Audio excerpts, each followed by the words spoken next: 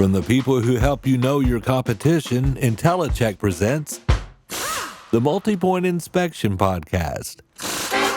The Multi-Point Inspection Podcast brings you news and stories from the automotive world told in an informative and entertaining way.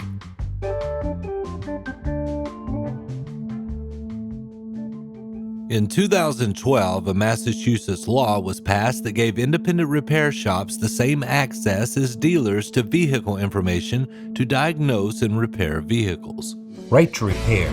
Choice, convenience, savings. Right to repair will level the playing field between the big car manufacturers' dealerships and independent repair shops. Finally, neighborhood garages will have all the information they need to tell you what the annoying check engine light means. Right to repair will provide true consumer choice and will save you money. In 2014, an agreement was reached to make the Massachusetts law a national standard. The Alliance of Automobile Manufacturers, the Association of Global Automakers, the Automotive Aftermarket Industry Association, and the Coalition for Automotive Repair Equality recently announced a national agreement based on the Massachusetts Right to Repair law. In 2020, a ballot measure expanded the Massachusetts law and required makers of vehicles sold in the state to equip vehicles that use telematics systems with a standardized open access data platform starting in 2022. Oh, here it is, question one on the statewide ballot. It's been heavily contested. It has the companies that make automobiles fighting against the companies that repair them. You'll also hear it referred to sometimes as right to repair, but technically this ballot would amend an earlier right to repair law. On the federal level in 2022, Representative Bobby Rush, Illinois, submitted a bill known as the Right to Equitable and Professional Auto Industry Repair Act, or simply the Repair Act. In 2023, the Repair Act was reintroduced by Representative Neil Dunn of Florida. If you buy a vehicle, it's your vehicle, and you can fix it, and you can dress it up, you can do what you want with it. And what we find is that when we want to get simple repairs done in our car, we are literally tied to the original manufacturer in order to get simple repairs done.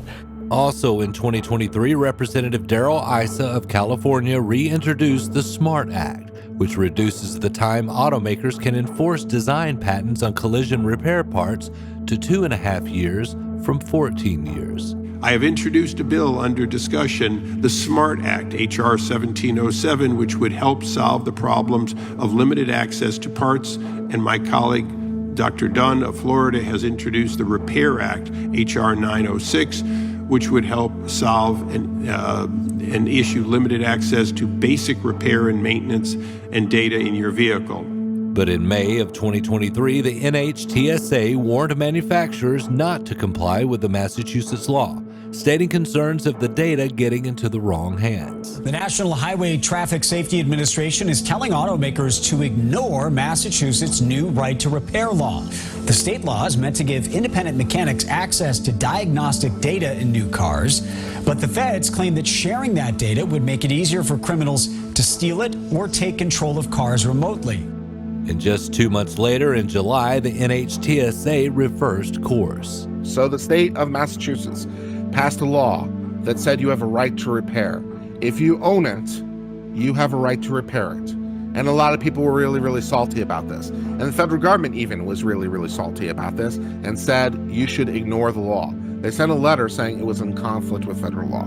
Well, apparently they've reached some sort of understanding now, and the law in Massachusetts is at least allowed to go partially into effect. And as of right now, both the Repair Act and the SMART Act are stuck in committee, with a huge push to get these through before the elections in November. So what does all this mean?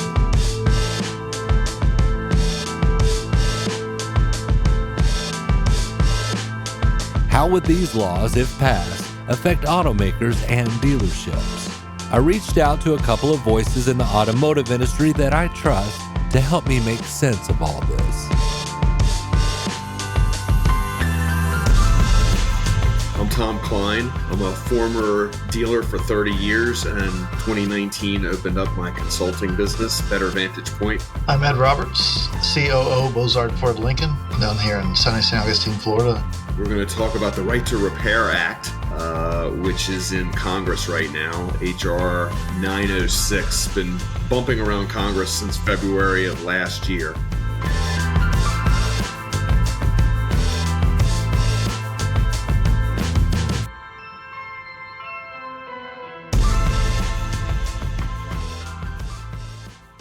So what does the Repair Act propose exactly?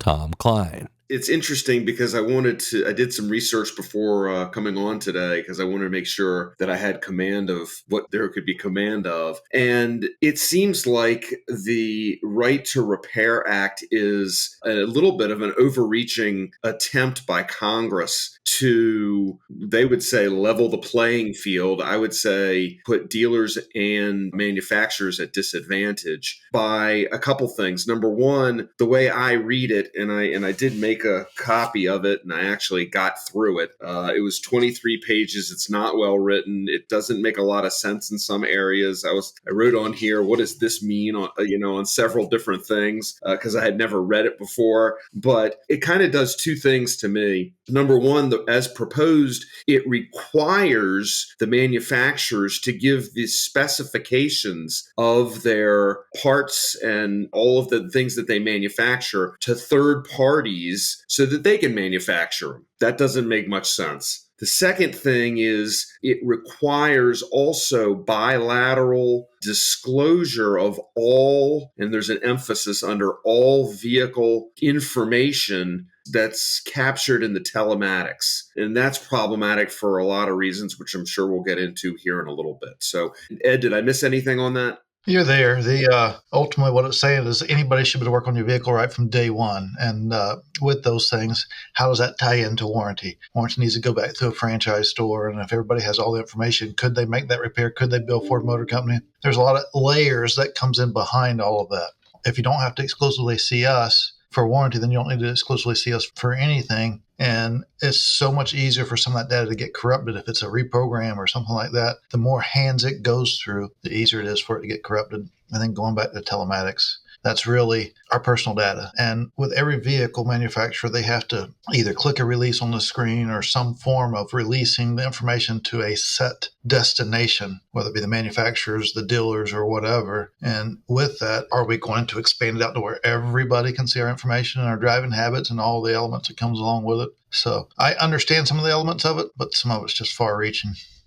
It's my opinion that what makes America such a powerhouse of ingenuity are the patent and copyright laws that are in place to protect entrepreneurs and creators.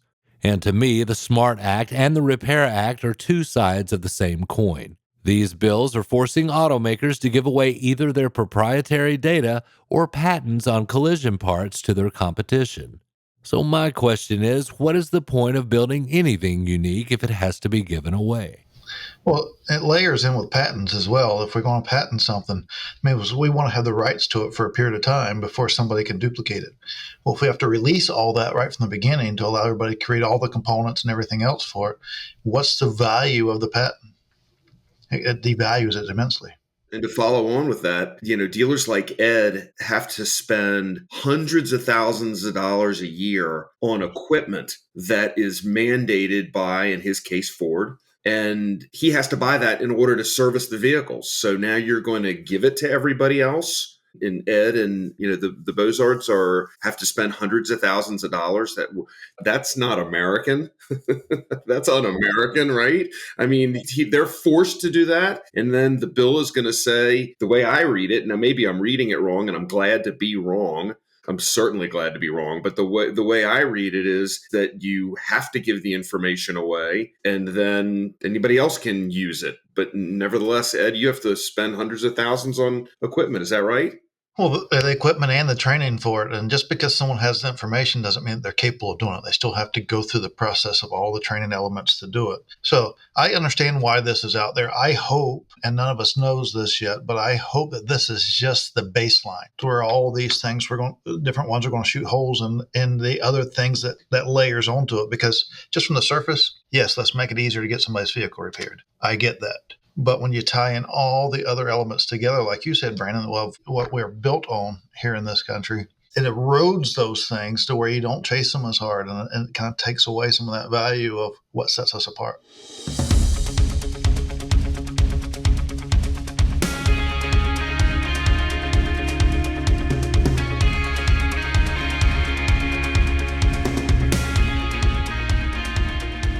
federal regulations in the automotive industry are nothing new.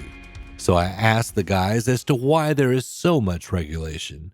Is it because transportation is considered a necessity in today's world? I think there's a lot of things going on. So, number one, I would argue that the automotive industry is the most regulated industry beyond healthcare, beyond banking. I've put together a list of all of the regulations that car dealers are required to follow. And that list is nearly 48 pages long. I mean, it's ridiculous. It's virtually impossible to comply with. And I don't know why that is. It's just been a genesis, I think, of add this and add one and add one. I mean, you look at the proposed cars regulation, and the FTC is trying to impose new advertising regulations and all kinds of other things. We could certainly do a whole nother podcast about cars, but I bring that up because automobiles are the second most expensive purchase that most people make. It is unless you live in a city that has great public transportation, it is pretty much a requirement in order to get to a job,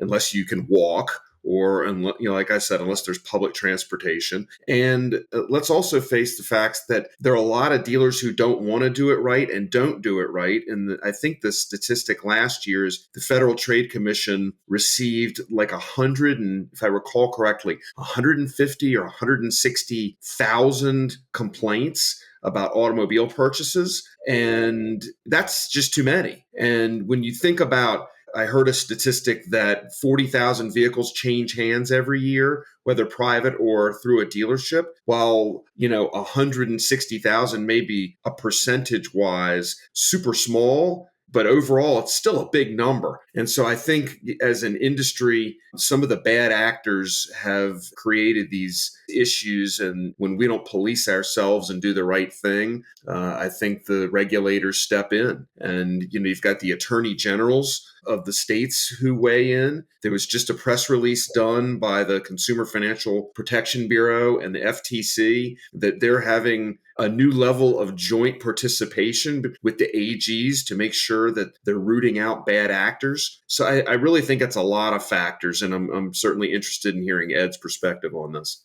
Well, I'm going to tie it to another thing. And like you said, Tom, you said that the automobile industry is probably the most regulated. I'm going to add one to it that is probably a little more regulated, but it's done with the right layers. And if this happens with the right layers, it could be beneficial. And that's the airlines. Every time we step onto an airplane, we put our life on the line of, has that thing been maintained properly? Has it been maintained with the right parts? Has it been taken?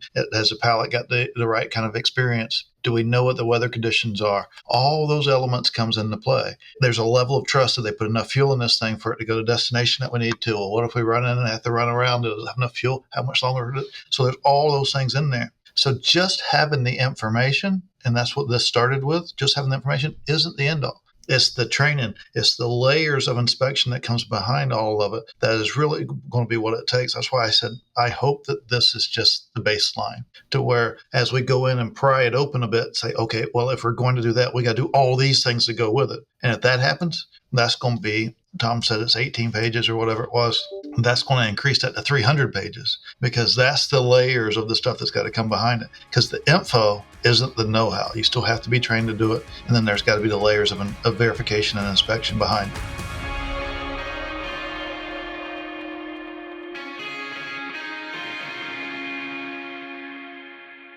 In another life, I worked in the aftermarket collision parts industry for 13 years, in fact.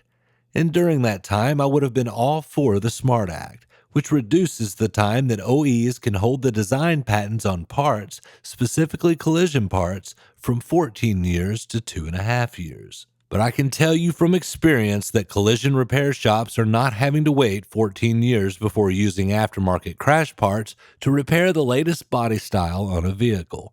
Those parts are out there. They might not be manufactured from the OE original mold, but they're out there, and they're being written by insurance companies. And now that I am out of that industry, it just doesn't sit well with me that a piece of legislation can force me to give up my blood, sweat, and tears to my competition after 2.5 years. Ed Roberts. Let's look at it a little bit deeper from an engineering standpoint. It isn't just that they put them on that component, on that vehicle, because the price of the vehicle is very narrowed down. It's got to be competitive. It's got to be whatever. So a lot of the engineering costs are recouped in replacement parts.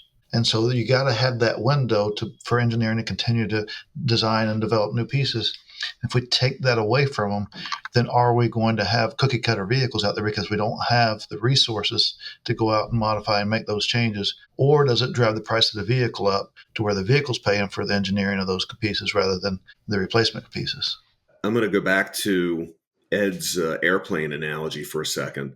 So I think if something like this passes, I think you'll see, and I think you will see in the future, more subscription services. I know BMW tried it on their heated seats and it failed miserably. You can have heated seats if you pay whatever it was, $9 a month. And I think if things like this go through, the automobile manufacturers will change their appearance. As an example, just a fascinating statistic about Delta Airlines. Delta makes literally 50% of its revenue from its credit card program and 50% from operating aircraft. So I think the car manufacturers, they're going to find some way to make money, but I think Ed's right. I think the price of vehicles goes up if something like this passes. And I think you may see more subscriptions or whatever it is that they're going to find a way to make that money, just like Delta has. Oh, let's look at it from a specialist standpoint. We're not going to go see a family practitioner to do knee surgery on us. He may have all the same information that the knee surgeon has or the specialist has, but it doesn't have the elements that comes with that, the training, all the practice. And do you want to be the one that's practiced on? And when you look at it that way, it's a whole different element. I mean, it's like this pen. It's easier to take something that exists and make it better. It's also easier to take something that exists and say, what can I take away and still allow it to function? Well, just because it functions doesn't mean that it's the right piece for it or it functions the way it was supposed to. It just means that it works. So when you start watering all those things down, are some components going to be better or some elements going to be better? Probably so. But are some going to deteriorate? There's no question that some will deteriorate. And when you look at it from a physical standpoint, would I go see a family practitioner to do knee surgery? That answer's not probably. It is no, I'm not. I'm going to go see someone that can fix me, period. And same thing here. It's the second most expensive investment. And it just tells us that we have to do a better job of building value in what we do and how we do it. And I think also, Ed, and I'm interested to hear your perspective on this, some of this, I would imagine, is being driven by the insurance companies, right? The insurance companies want to be able to use junk parts and or aftermarket parts when there's been an accident. And so I don't know because I didn't see the information, but I would imagine the insurance companies want to keep their costs down and their profit margins up. And so they would be in favor of this. You agree with that, Ed? Absolutely. It's all about loss ratios with any kind of insurance or whatever. And so the losses are going to be there. It's a matter, can they minimize it? None of this is going to stop a vehicle from crashing. Maybe it intensifies it if we get the wrong people working on them, but it's not going to stop them from crashing at any different rate whatsoever. So it's a matter of, does it control the cost? And yes, insurance companies are big old cash pumping machines. They take a lot in, they push a lot out, but they hang on to a lot more from what they take in than what they push out. And when they can minimize that, that's a big contributor where decisions are made, unfortunately.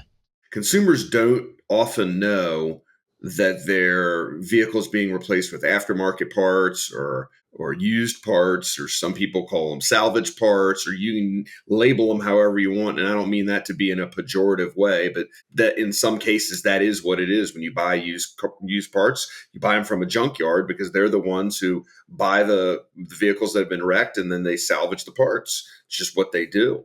So some of this is consumer driven, and the consumers don't know that they're paying in their insurance policies. It says, if you have an accident, we are going to replace it with, I don't remember, they have a very flowery word or phraseology for it, but, not non-OEM parts. Sorry, Ed? You're saying it. It's LKQ, like, kind, and quality. There you go. Yes. Like, kind, and quality. Yeah. And it's not necessarily, or it may be like, kind, and quality. We'll talk about the risk of data breaches with the Repair Act, if it will pass before the November elections, and what dealerships can do to prepare if it does become law. after a word from our sponsor. Perception is not always reality. And, there's this perception that the dealerships are more expensive for everything. And IntelliCheck kind of confirms that that's not the case. IntelliCheck helps dealerships become aware of where their prices stand in regard to their competitors. And IntelliCheck does a good job of giving us that pricing data to confirm that we're in the market. And this allows dealerships to make their customers aware of their competitive pricing. I placed 2 placards in the business center so they could see that while they're over there working on computers.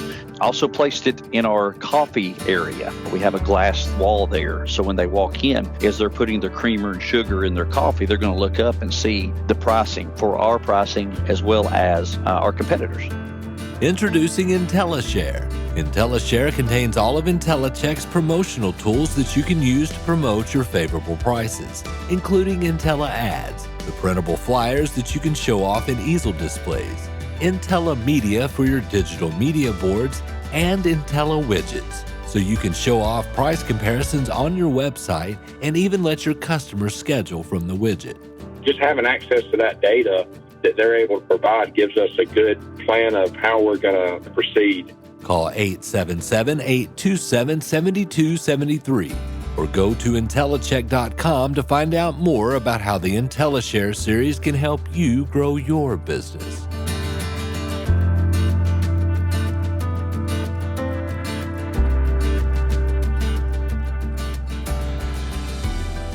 Opponents of the Repair Act have claimed that enacting this into law will open the door to cybersecurity issues and data leaks. So I wanted to know if this was a real possibility or just talking points. I think everybody gets it, and who deserves to know how I drive? That's my information. It's my car parked out front, right? It's my data. If I'm speeding, that's my business. How many accidents I've had or I haven't had or whatever that may be, that's my data. And so this is a very personal thing. I mean, I think my personal opinion is anything can be hacked at any time for any reason, the end. Or as I like to say, MNOP, mandatory, not optional, period. I mean, that's just the way it is. And if you run your life knowing that you can get hacked at any moment, I think you will have a more pleasant life because your expectations will be more in line.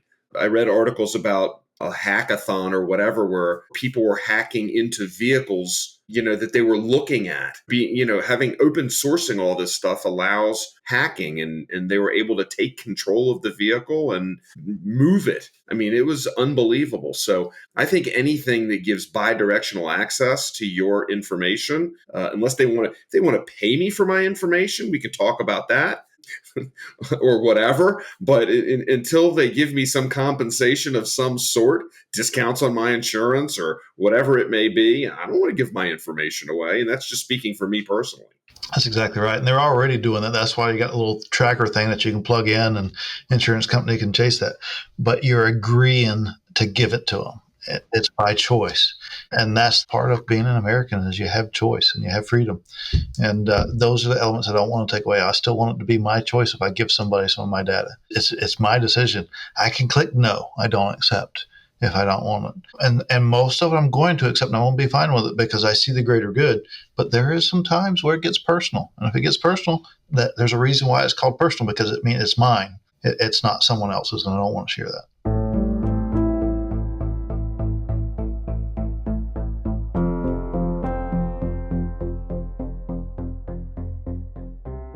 There has been a big push to get both the Repair Act and the SMART Act passed into law before the November elections.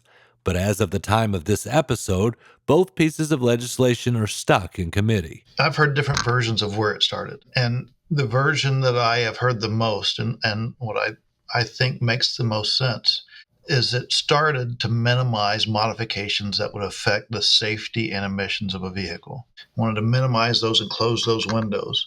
People putting programmers on vehicles and changing the emissions to get more power out of it and various other things, and that erodes safety. And then it's evolved into, well, let's just share everything so everybody has it. And so if something has been modified, they can correct it and put it back. And I say that to say people are going to make modifications. Maybe that's the wrong angle. People are going to make things their own vehicle, and they're going to do different things, and they're going to try to get more out of something. And if we're going to lock those windows, then are we really, is the Right to Repair Act really helping to where everybody's got the right information? Or is it to put controls on us to say, you got to operate the vehicle as it was designed and not change anything on it? So it's went all across the board. Here's where it's at today. And no, I don't think it'll get through before the elections, whether it changes parties or whatever it may be. I think we have some time before it gets close to where, and maybe not even get through the next regime either, that before it gets set out there. Because as you guys have seen with various different things keep getting extended, and they keep getting extended, and they keep getting extended. Well, it can't have too many more extensions before we go into this, and then it's not going to be the next regime, whoever it is, highest priority. So to get extended a few more times, and so we'll see where it lands. I understand the foundation where it came from, where it's at today is a bit concerning. And I think it's just to add on to that, Brandon, I think it's also particularly confusing as 6 states have passed. You mentioned Massachusetts. I think California, New York, there are a few others. I don't remember them all. But 6 states have passed their own right to repair legislation. And I'm going to say that this is kind of analogous to cookie consent and consent management, right? Where there's no national standard. Right now, in that issue, there are 17 different states that have 17 different laws about cookie consent. And that's, the little banners at the bottom of everybody's website. And, complying with that is tough. I think this is the same way. The 6 states that have passed it, maybe eventually there'll be some federal way of looking at it. But I agree with Ed. I don't think it'll get through committee before the election. And interestingly, there's a trend. I read a Wall Street Journal article about 3 months ago. It was talking about Lina Khan, who's the head of the FTC, the Federal Trade Commission. And as the Republicans' message has become more populist, more Republicans are aligning with the FTC, which has never happened before, because now they're turning more populist. And so this particular article was about the conservatives, Khan, the conservatives, and about the Republicans who are lining up and voting for more regulation. And so it's hard to know what will happen with the Republican side of things, knowing that that's the trend and that's where it's moving, much less what happens if the Democrats go into office in January. I asked the guys, what should dealerships be doing, if anything, to prepare in the event of this type of legislation becoming law? Well, I love competition, and competition does make some things better. We just can't water it down. And so our Bronco is competing with the Wrangler, and ultimately the Wrangler will become a better product. It was a good product, but it's going to become a better product because it's got some competition now. And when they make it better, ours will become better. And so even with the aftermarket parts back in your time when you was doing it, it made the manufacturers get more competitive. Did they get competitive? No, but they got more competitive than what they was. And same thing here. That's going to intensify the level of competition, and that's where we really got to step up our game and make sure that we're doing our part. Because one thing's for sure: we can lobby, we can do whatever, but we can't control the outcome. And we have to design our business and run with our business based on what the outcome is. Now, we can inform ourselves so we're best prepared to be able to go out and do the right things if it does go into play. So we have to educate ourselves. But at the end of the day, it's going to make us more competitive, but also it's going to allow us to preach that we offer the safest vehicle service on the planet because we're the most trained. We are trained because some of them won't be trained. So we just got to build on those elements that it does leave out there for us that really opens a window for everybody else to get in there and dance with. And just like you said, early on, those components wasn't the same. Well, same here. Early on, the outside elements of that gets brought into it aren't going to be the same. And that's what we got to build on. I think the only thing I would really have to add at this point is, I think as time continues to move forward, it's going to be incumbent upon the dealerships to continue to educate the customers. And in this case, a customer who has an accident, right? It's going to fall on the service writers or the body shop advisors to continually preach and educate and inform the customers what they're getting and what the pressures are and how the insurance companies trying to make them use, like, kind, and quality, and doing that is tedious, right? I mean, getting a service advisor to continually say those same things over and over and over. But ultimately, the benefit to the dealer is, I think, that the customer becomes more bonded to the dealership because they feel like you're really trying to help, and you really say, if you want, like, kind, and quality, we can do that, and it'll be this much, but this is how much the insurance company is going to pay. And if you want to call and raise hell with them, maybe they'll pay a little more. And here's our experience with that. Or if you want OEM parts, it may cost this much more. And being transparent and giving them choices, I think, ultimately that grassroots approach will benefit the dealership and their customers. But man, it's heavy lifting.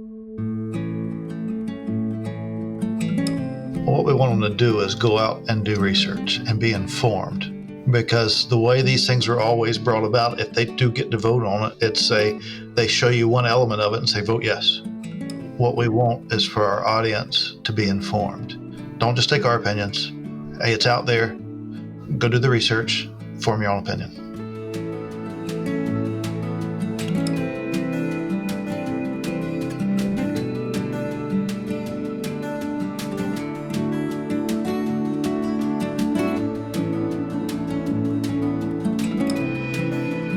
I'd like to thank Tom Kline and Ed Roberts for a most thought-provoking discussion. You can find the Multi-Point Inspection Podcast on Apple Podcasts, Amazon, Spotify, or wherever you listen to podcasts. And be sure to subscribe and give us a 5-star rating. It helps with the algorithm thingy. Executive producers for the Multi-Point Inspection Podcast are Melissa Marlette and Joe Gibson. It is written, produced, and narrated by me, Brandon Barnett. This episode's featured music is Shine Your Light by Alciver Lake.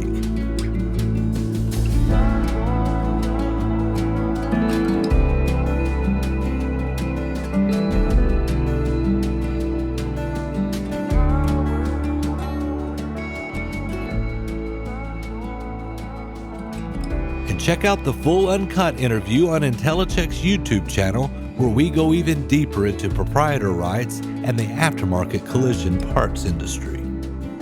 IntelliCheck. Know your competition.